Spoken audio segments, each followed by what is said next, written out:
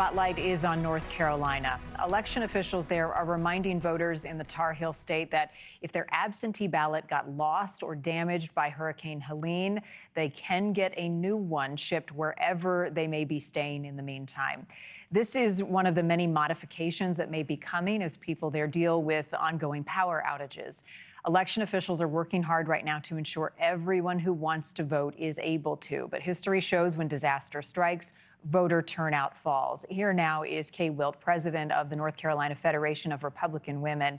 Kay, thank you so much. Tell me where you are right now, and let's start with the storm recovery and how folks in your community are doing. Sure. Fortunately, I am not in the affected area. I live in the middle of the state in Pinehurst.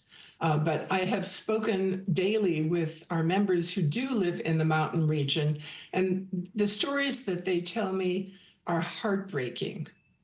Right, and the focus is human life and making sure that all are taken care of and accounted for.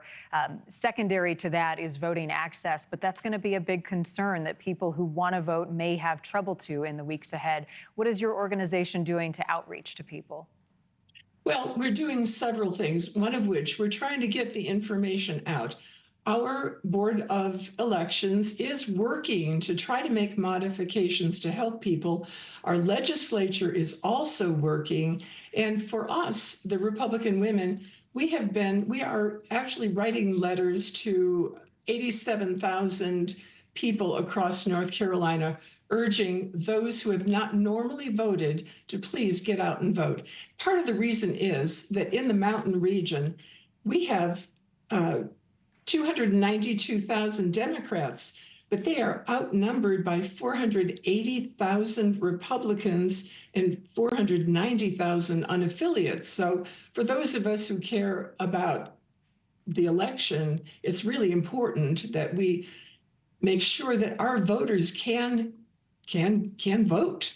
Right. So early voting is beginning. Some consolidation in poll locations may happen as a result of the storm and the cleanup. Let's talk about women voters for a moment and Republican women voters, because that's what you know so much about. Where's their head, and why do they believe that Donald Trump is the best candidate to represent them and their values right now?